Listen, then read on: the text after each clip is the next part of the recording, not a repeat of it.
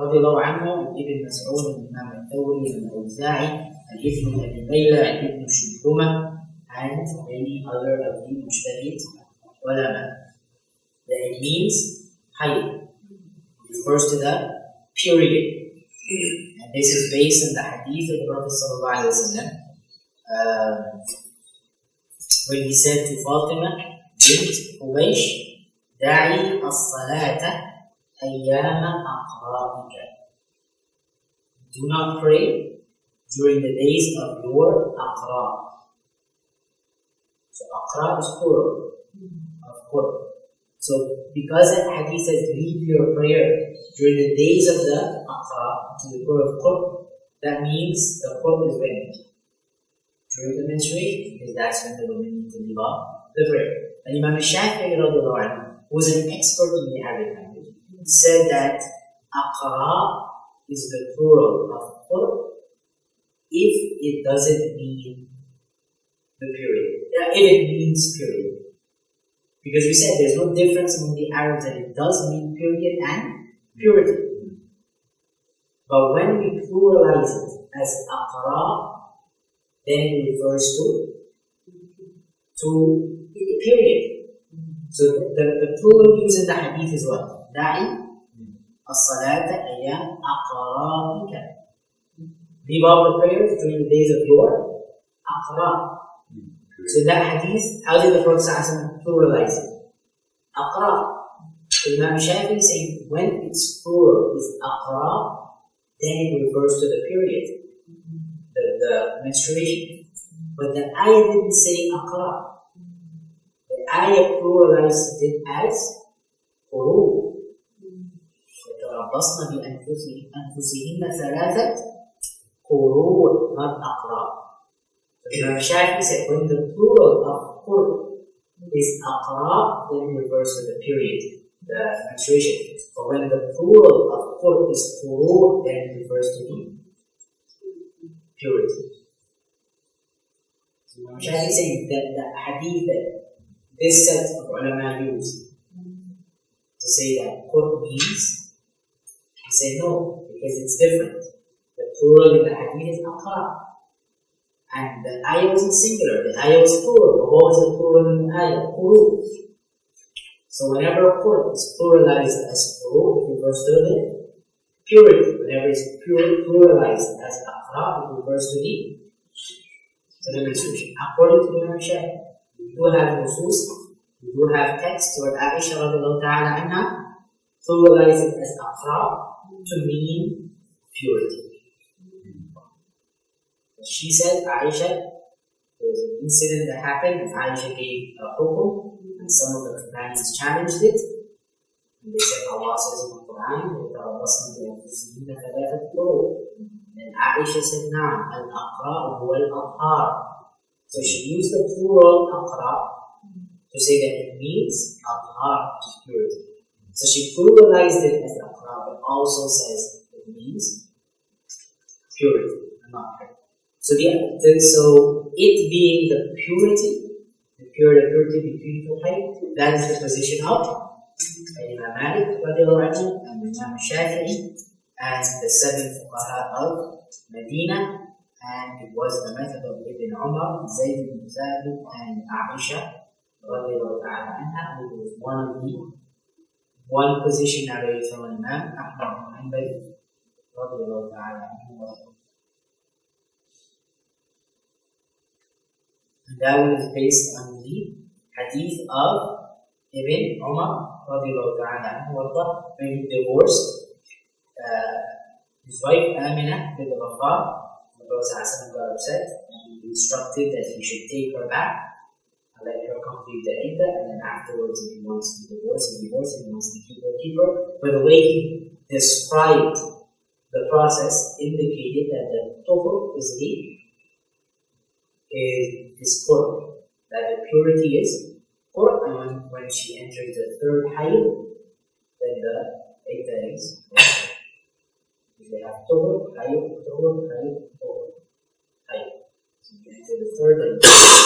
And we have statements from Umar ibn Khattab and others that explicitly says when they enter the third hayd. means we had 3 tuhur and only 2 hayd, which means the thalathat quru, 3 quru would be 3 tuhur, 3 periods. So that's the example the author gave, rahimahullah ta'ala, of mujmal in the Qur'an.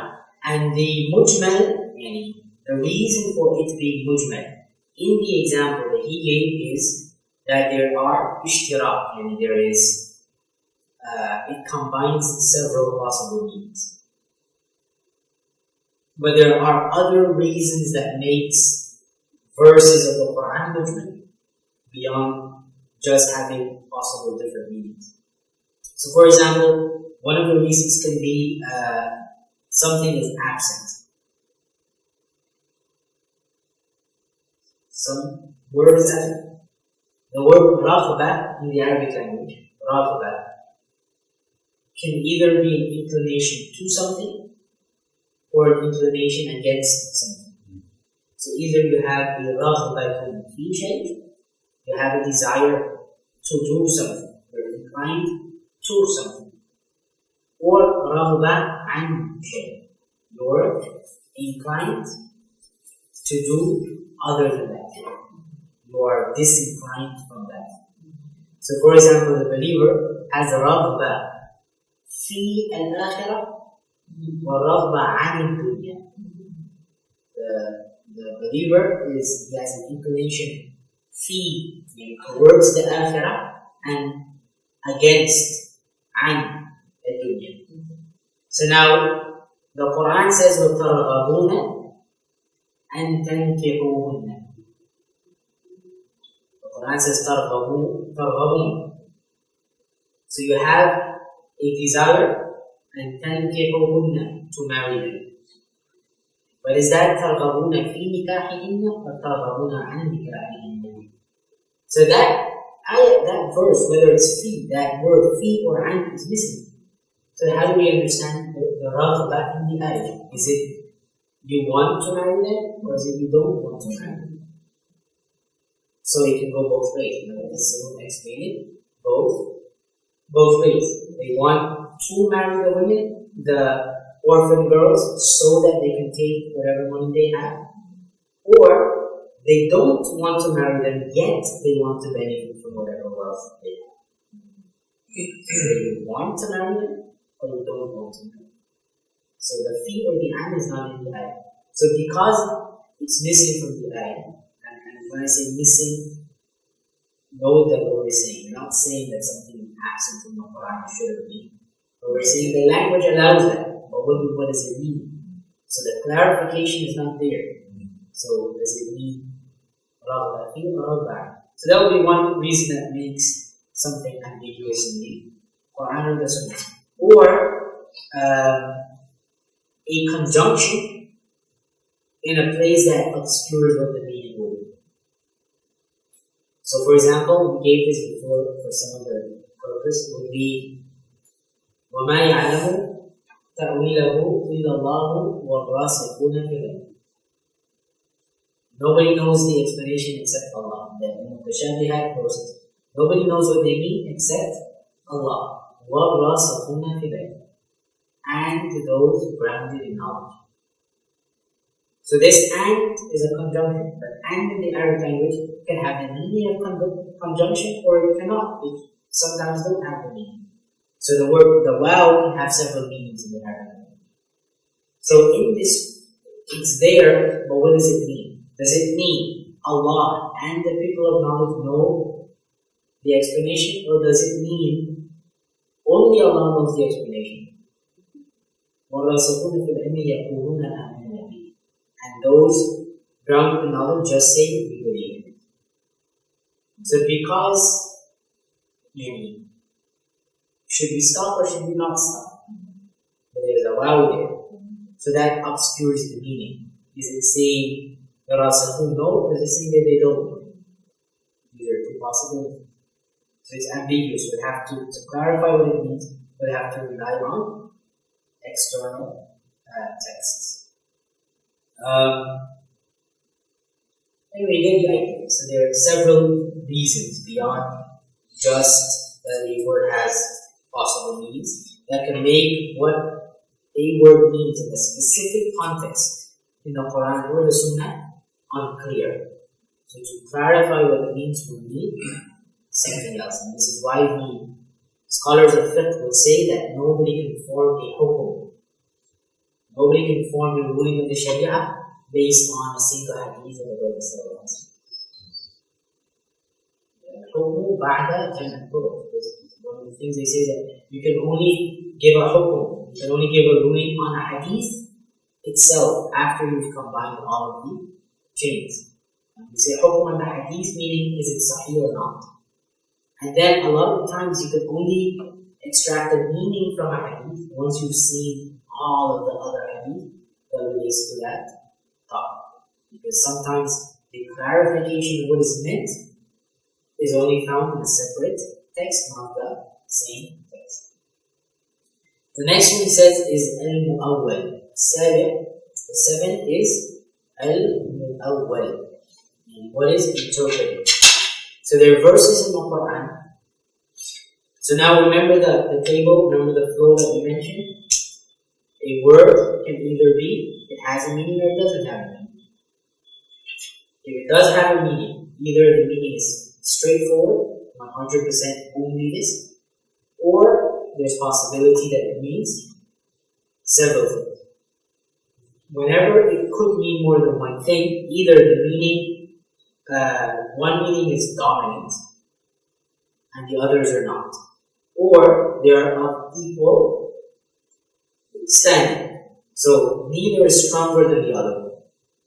Now the third category now is where one is dominant, but it cannot be what it means in that context. So the meaning in terms of the word itself, if we take out a word, and we look at that word outside of the context in which it is used, that word by itself has several meanings. Some of those meanings might be equal, one might be dominant over the other, but at the end of the day, in the context, the dominant meaning cannot be possible, or one of the equal meanings cannot be possible. Then there might be another possibility, but it's a far-fetched possibility. Sometimes it is the far-fetched possibility that is meant in the context. So whenever we're doing this, whenever we're resorting to a possible meaning, but not the apparent meaning, it's not the dominant meaning, it's not the meaning that comes to mind immediately when you examine the word. When you put that word in a specific context, the dominant meaning cannot be done, cannot be applicable. So now you are to interpret the word in the context by a meaning that is not the dominant meaning, but it's only a possible meaning. That we call mu'awwal, because you're moving it from its dominant apparent meaning to a possible meaning because of the context, because of the usage of the word in a specific context.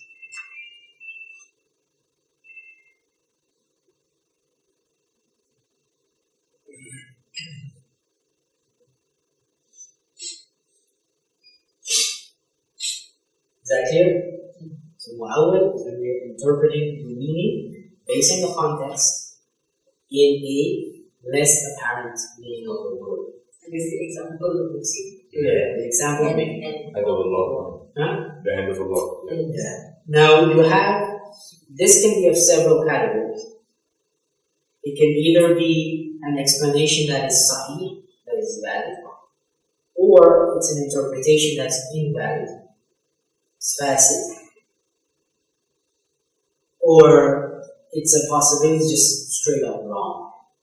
Because once you're interpreting, the interpretation can be sahih. An interpretation that's sahih is that which is based on the principles of the Qur'an and the Sunnah. Either it's based on another clear text, or it's based on clear principles that are established in the Quran and Sunnah. A ta'wil that is fasid, a ta'wil and an interpretation that is not proper, is one that is not completely wrong, but it's not based on anything proper. It's not based on solid foundations. Its principles, how it is justified, is not sound. It's not coherent with the other principles of the religion. Surely we can see this concept of mustashab as opposed to, like how certain subject matter experts, let's say doctors, how they see the Quranic verses to interpret the medicinal aspect, or the astronomers see the thing. And when they try to explain to the general people or people with lesser knowledge of that, they say, no, you are out of context altogether, you're wrong, you're against the Qur'an, especially the fiqh. So, is that considered, like you said, fasid? It could be. I mean? Yeah, a lot of it could be. Some of it is okay, but a lot of it because the history tells that, at that point in time, what they are saying is not accepted by the people, the majority. But as time goes, that is when science actually is proving what was the conjectures of these subject matter experts. So is that fasid? Do I see? It's not fasid, but it's not timely, perhaps. No, it could be fasid. Here's the thing: science changes all the time. True, because of the discovery. Not only because of discovery, because of a complete change of paradigm. Science is not objective. Science is not always. They're one part of what we call science, because what we call science is also something that's different. Science is a loaded term, right? Science is not a word that the definition is very clear. It's a loaded term. It may be defined differently by different people at different times. So you need to be careful when you use words that are not clear. What is it that we're talking about? So one aspect of what today we call science, one aspect of it is, if we want to use the word objective, is objective. Certain things would always be the same no matter what. Right? Yes. Based on observation. But the interpretation of certain observations, based on certain principles of interpretation, may change from time to time. Yes, sir. And at every time it changes, it will be called scientific. At one point, they'll say science proved X about the matter. When the paradigm of science changes in another time, on the exact same matter, they also say science proves Y. On the exact same matter. So science proved this 2 centuries ago, and now science is proving the exact opposite 2 centuries later. So it's not like, oh, science proved X. No. For example, the Copernican revolution. The Copernican or the Copernicus whole, that's a complete switch in paradigm. But it doesn't necessarily mean that the paradigm that we have today is correct. People are still debating whether the sun is the center of the universe or the earth. Today, in this day and age, there's still scientists debating the matter. Right? There's a dominant opinion that is accepted and taught by most people, by most experts in the field, and it is the paradigm used by most institutions in the field, like NASA and those. There are, at the same time, there are still experts in the field who are saying no. The earth is the center of the universe. Now, you have people on both sides of the argument go to the Qur'an, say, oh, the Qur'an says the sun, the Shamsu Qur'an. Others look at the exact same ayah that the ayah proves that the earth is the center of the universe. So now how do we deal with that? Is it saying that the Qur'an is proving one? No. The Qur'an is not a scientific text. Scientific, some people may argue with that.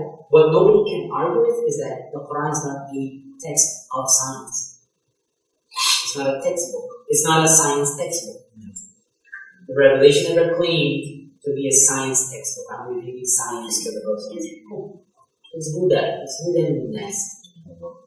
It's meant to guide people in how to act and what to believe in. That's it. So when people start to interpret these things into the Quran, then yeah, it is fascinating. Some of it may not be. But if the principles are not sound, then we'll say yeah, it could be fascinating. Because if something, for example, is only grounded in science, not grounded in Arabic language, not grounded in Quran, not in the 12 sciences of Arabic, and 12 main sciences of the Arabic. So they're not grounded in those. They're not grounded in fiqh. They're not grounded in usul. They're not grounded in aqidah. They're not grounded in tasawwuf, shar'i tasawwuf. They're not grounded in any of the prerequisite sciences to interpret the Quran.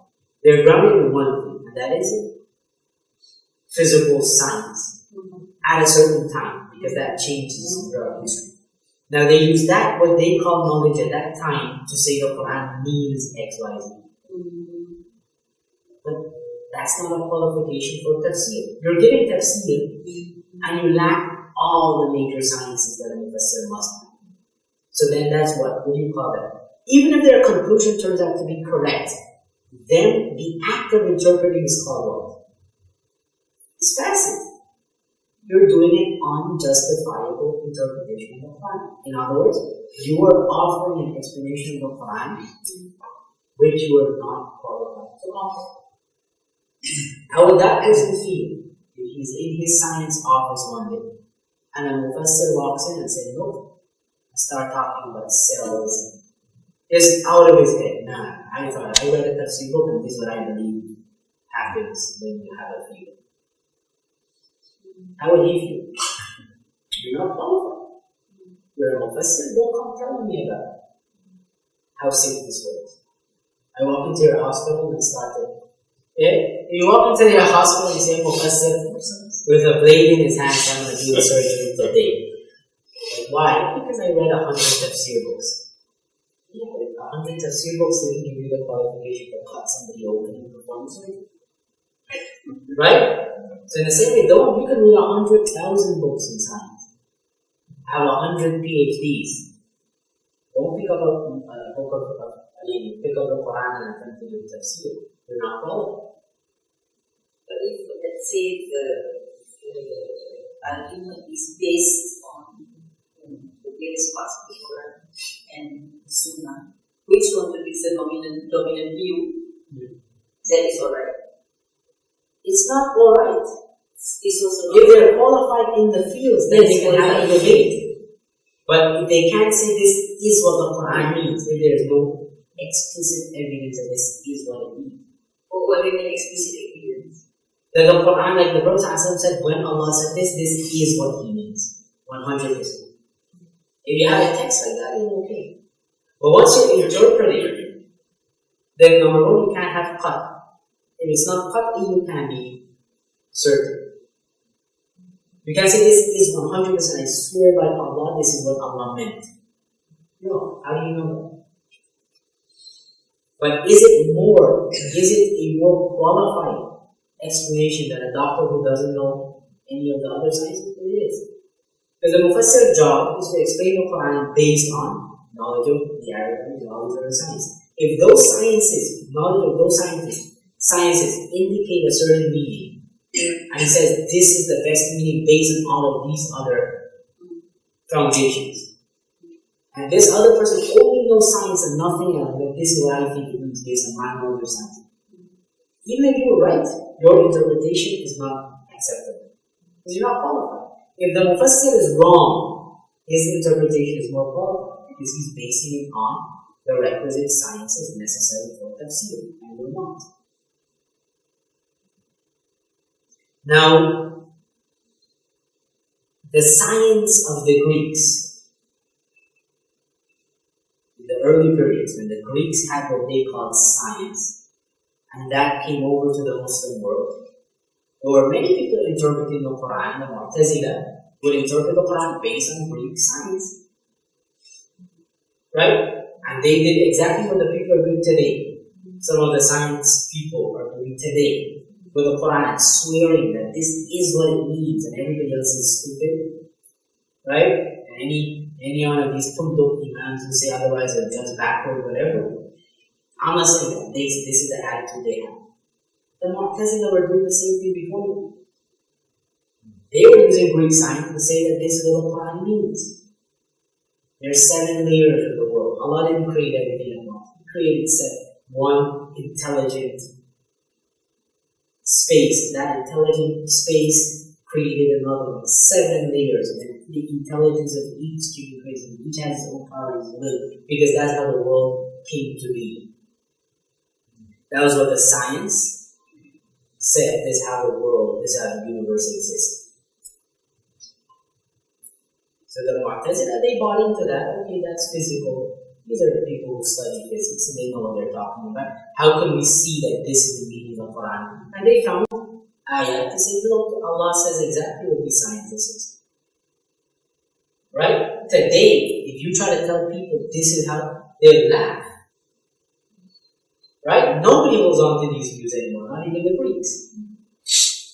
But the Mu'tazila of that time would swear that this is what it means. Why? Why in the Quran? Why is this? Well, because this is based on science, and the Quran has to agree with science, because science is real. Nobody believes in those principles anymore.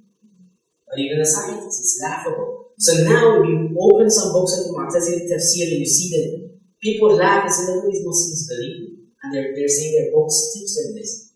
Can I ask you, it's because it's very relevant in our case? Yeah. No, they like the interpretation of Delima by other Riba and by Hala's interpretation of the time.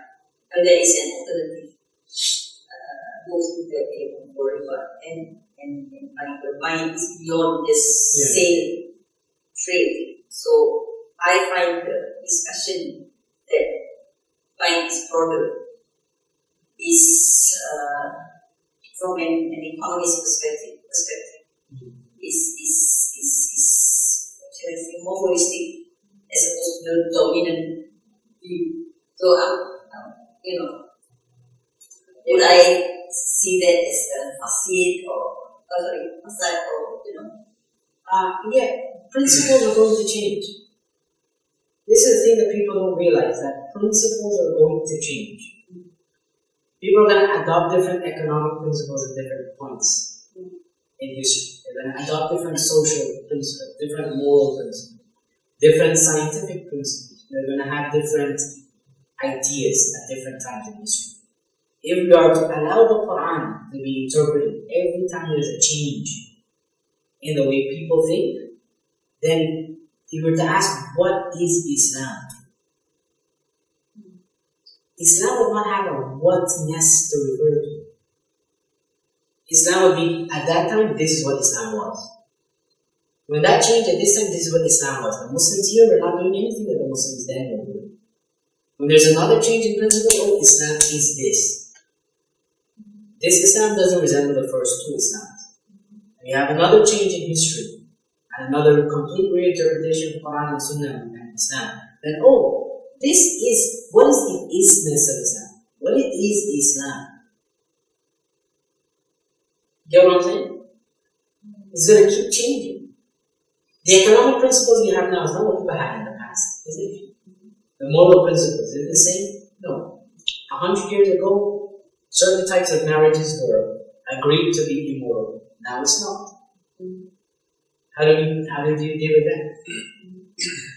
We reinterpret the Quran and say, oh, what all those Muslims believed way back to the companion, that was wrong. Our understanding of what marriage should be, that's right. And we say, oh, the Quran proves that. Then when they flip again, oh, a man, if he can somehow know that an animal gave consent, he can marry him.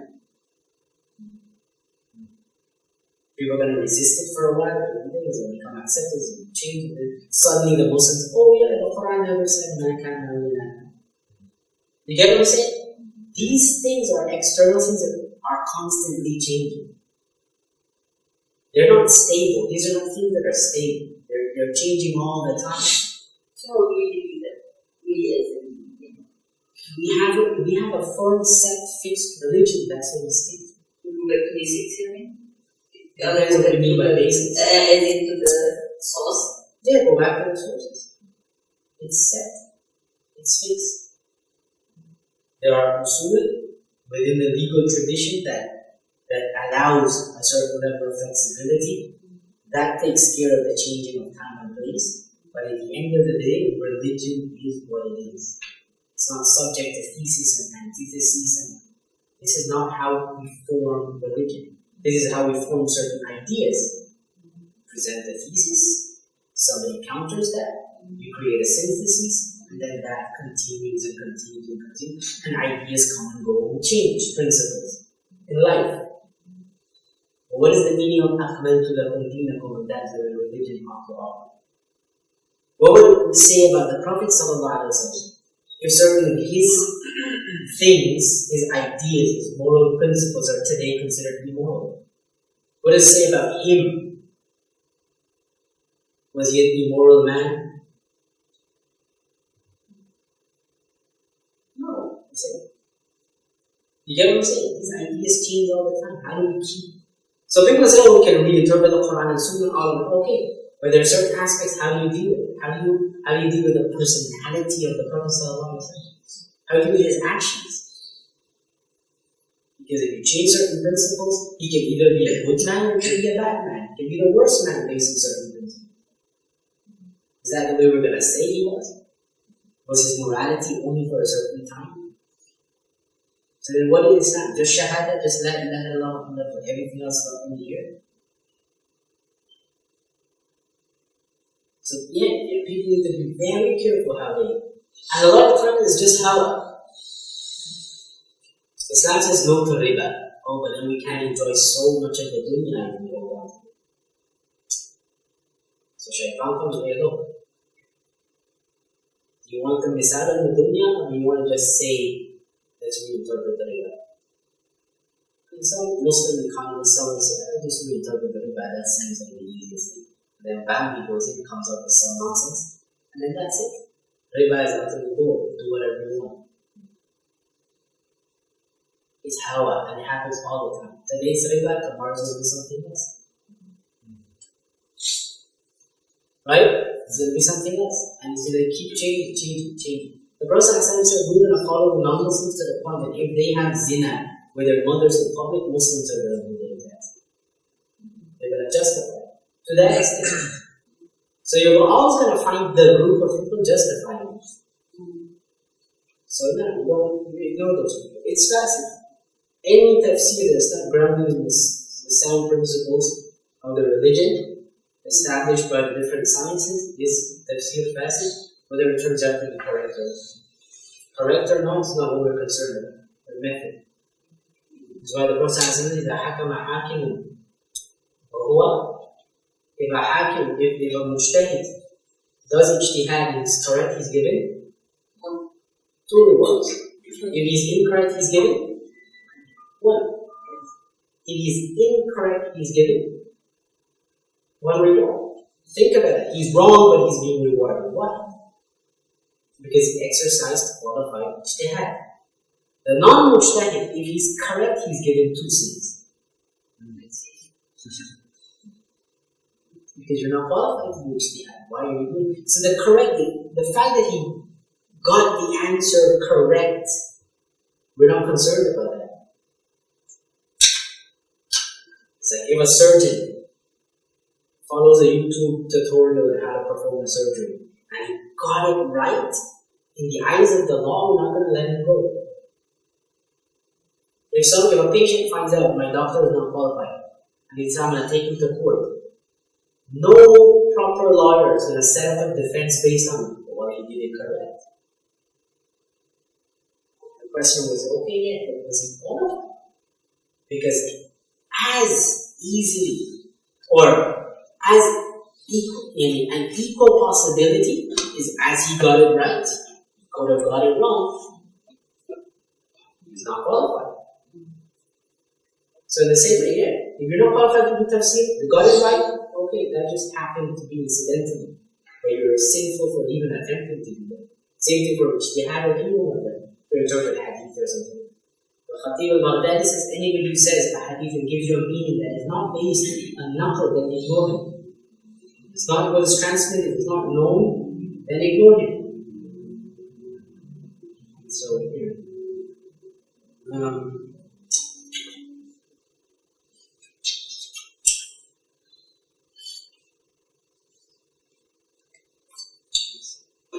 So the example he gave of, so okay, we said it can be sahih, or it can be fasid, or it can be batil. Fasid is not properly grounded, but it's not completely incorrect. It's not impossible. Like some of these that you mentioned, it's not impossible that some of the meaning that the scientists say for the verse of the Qur'an, it's not wrong that they're. It's probable that could be the meaning. But fiqh-wise is fasid. Does it think it's sinful? It's sinful. It's something. No. Fasid in terms of fiqh means either improper or incomplete, not necessarily sinful. So it's not wrong. It's just not. It's correct. It's not. It shouldn't have been done. It's improper. The ta'wil that is batil is one that just cannot be the case. But it is wrong. That's just wrong. Erroneous. That's right. Yeah, your conclusion is not even probable. It's just wrong.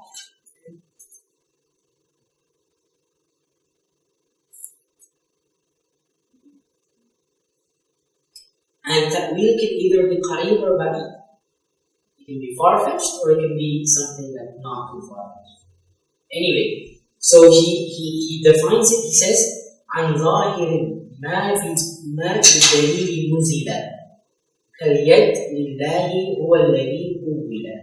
He said, it is that which from the apparent meaning, that which departs from its apparent meaning due to some evidence. So you have apparent meaning, you have a word that can possibly mean different things. One meaning is more apparent than the others.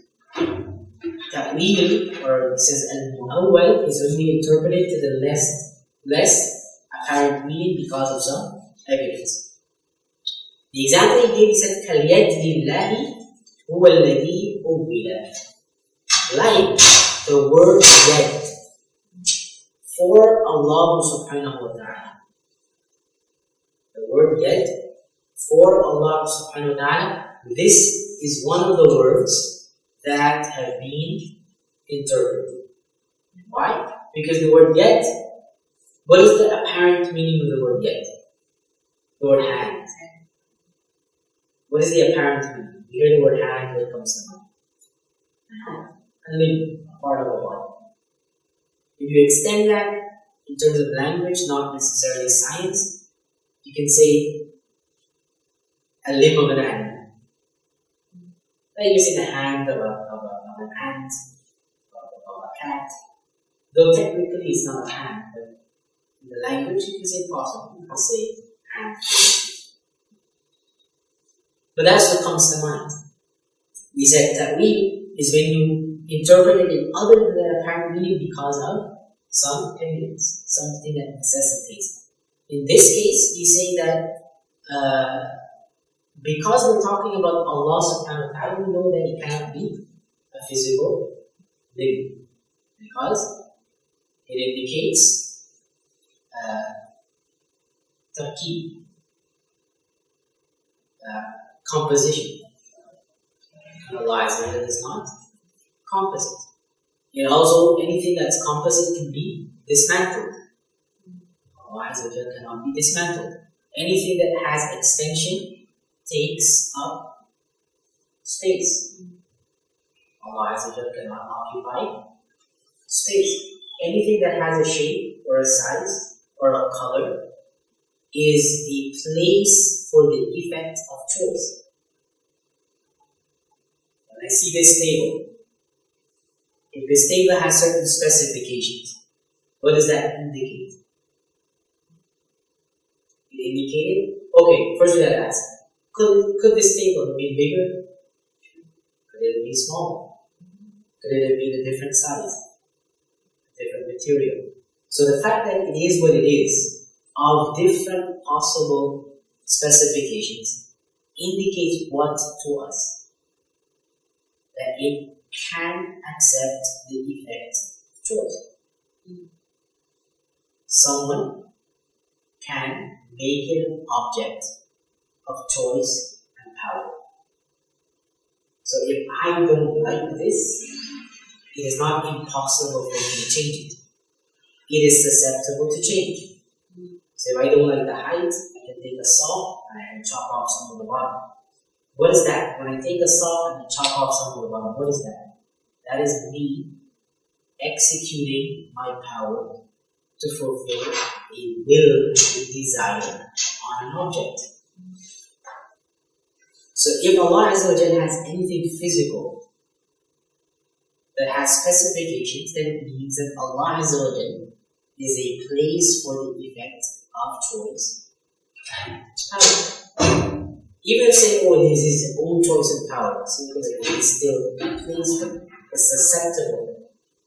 And being ilah means you must cancel the possibility of being susceptible to the power or choice or will of anything. So, Allah is not composite, He cannot occupy space, He cannot be the place for the execution of will and power of anyone. He cannot be subject to change.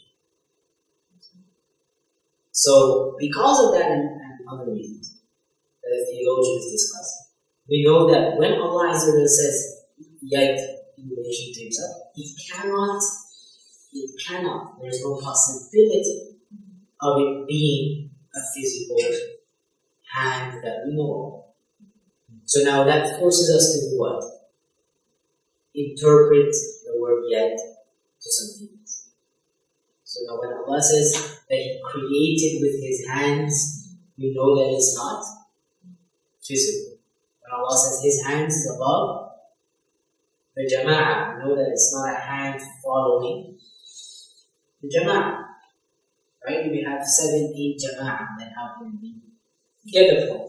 So now we know that the word yad cannot be something physical. So He says, كَالْيَدْ لِلَّهِ هُوَ الَّذِي أُمِّلَ. That is something that is important. And He just used yad in relation. Any text that indicates comparison or likeness between Allah and other than Allah has to be interpreted. The Jawhara Tawheed says, وَكُلُّ نَسٍ أَوْهَمَ تَشْبِيهًا فَأَوِّلْهُ أَوْ فَوِّلْهُ وَرُمْ تَنْزِيهًا. Any text in the Qur'an and Sunnah, any text that indicates similitude, likeness between Allah and other than Allah, أَوِّلْهُ, interpret it. Or فَوِّلْهُ, or resign the meaning to Allah Azza wa Jalla, after you have negated all meanings that indicate likeness. So a lot of people think tafweed is that you just say, I don't know what it means. But in other words, you open it to all possibilities. If somebody says, oh, I don't know what it means, I'm going to leave the meaning to Allah. You say, well, do you think it has a possibility of being physical? And they say, yeah, it could be this, it could be that. You say, no, this is not tafweed. This is not tafweed. Tafweed is to say it cannot mean anything that is not appropriate for Allah. So I'm denying all meanings that are not appropriate. Which includes physicality. After that, now what I'm not going to do is say that it means X, Y, Z. So I'm going to deny all impossible meanings, but I'm not going to assign the meaning.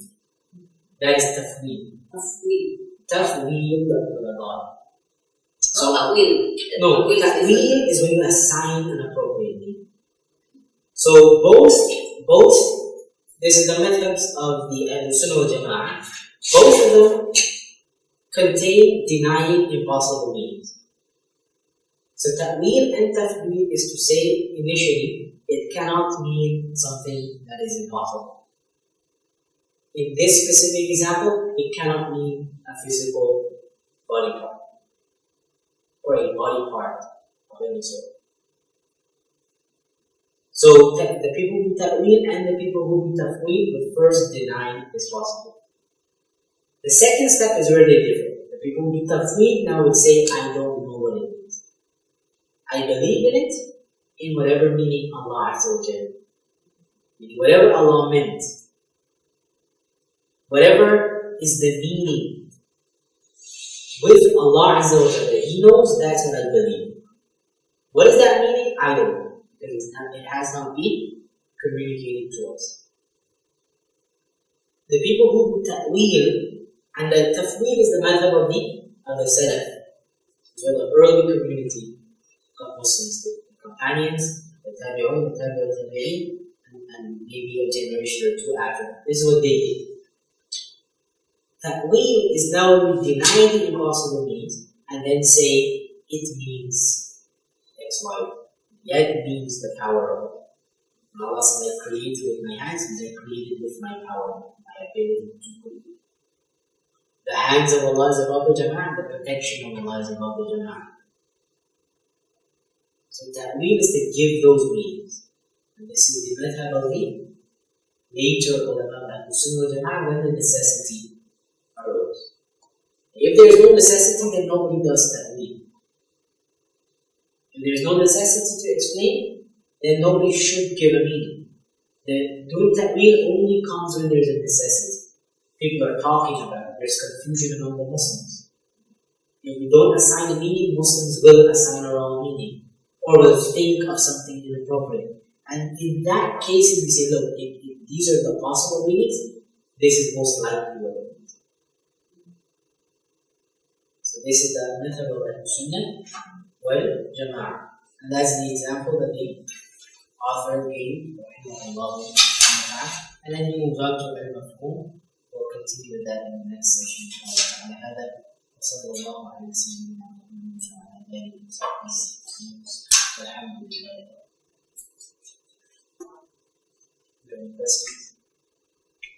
So this is interpreted here means ta'weel. Yeah, mu'awwal is the mu'awwal is from the same root as ta'weel. Awwala, that's the verb, to interpret. Ta'weel is the noun, the verbal noun. Like competition, ta'weel is like that form. Mu'awwal is the thing that has been interpreted. So we say this word is mu'awwal, it has been interpreted. It's the object. So the word is awwal. Awwala. Awwala yu'awwil. That means.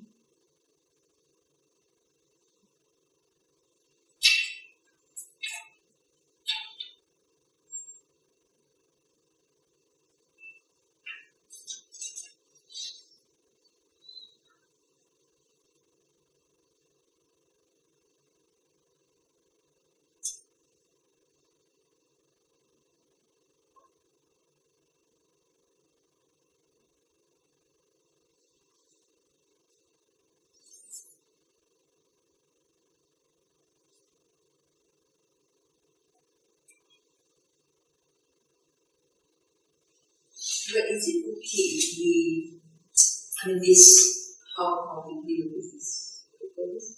And it was, especially that way. We understand that some people don't want to stability. because of their capacity to be able to decipher things that normal people or average people do not see. Is it okay that we recognize such people given the ability? No. They can work with it. They can work with it, but it cannot be taken as something that guides others. Because anything, the technical sciences of the religion has to be what is verifiable outwardly. If somebody said, I dreamt the Prophet and he told me to do X, Y, Z. If it confirms with the Sharia outwardly, if somebody comes to the Prophet and said to me that between now and next week I should pray 1,000 rak'ah of salah, then we gotta ask ourselves, is praying 1,000 rak'ah of salah between two time periods purposeful? Yeah. There's nothing in the Sharia that prohibits that. It's okay, go ahead and do what you gotta do. He starts going around telling people it's mustahab. I had a dream. Based on that dream, I think it's mustahab for Muslims of a certain age or whatever to pray 1,000 rak'ah between this date and this date every year. Say no, absolutely not. If you want to do that, don't do that. We're not going to deny that you saw the process. We're not going to deny that he told you to do this. Even if you dreamt that he told you to tell other people, cool, but nobody's going to implement it. Because we cannot verify. That's not something verifiable. All the scholars of the fiqh cannot verify. You can't verify your dream. So we won't take it. You can act on it because it doesn't contradict the Sharia, but nobody else can act on it. You cannot go around telling people to do it. Because it's not a recommendation that people can verify. If the person comes and says, I dreamt that the Prophet said that from today onwards, I must pray Salat al-Isha with 7 rak'ah. Say no, 4 rak'ah, that's it. Because when I dreamt the Prophet said, true, Shaitan can't imitate the Prophet. Could be. But by Sharia, no, you can't pray. Isha is 4 rak'ah. That's the Islam. Then we can verify in the Qur'an. Anything else? So like that, any other. And this is across the board.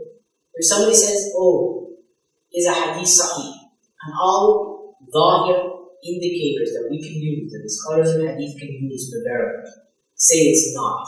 Somebody said, I had a dream that the Prophet said this is sahih. Say no, it's not sahih. Because nobody can verify. If a qadi is judging in a murder case, there's a case against somebody, he committed murder. All the evidences, and he's accused, all the evidences proves that he didn't commit.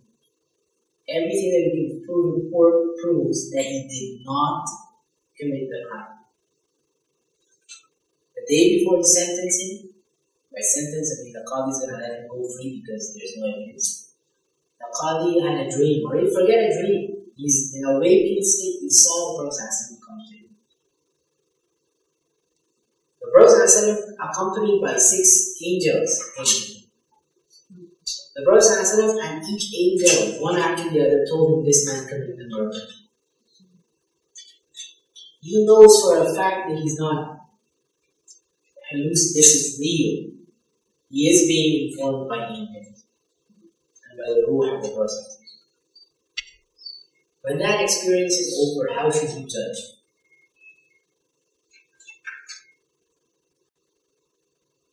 That the man is innocent. Let the man go.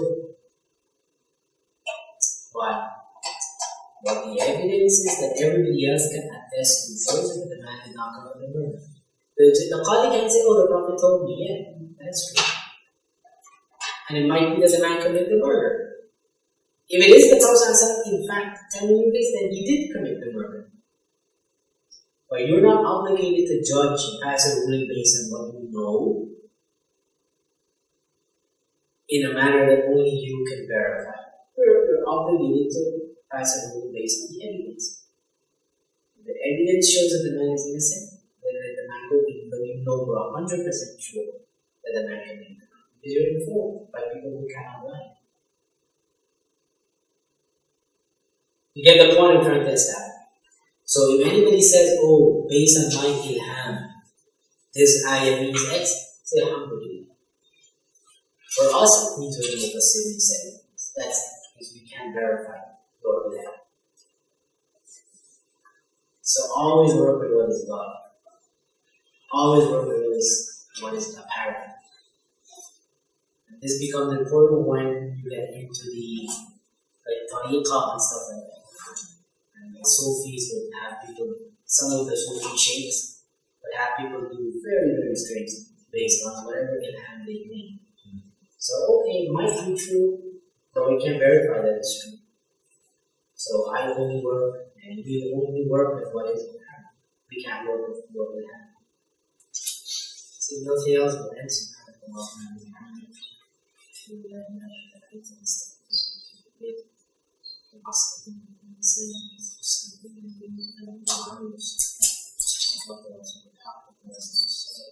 There's a lot of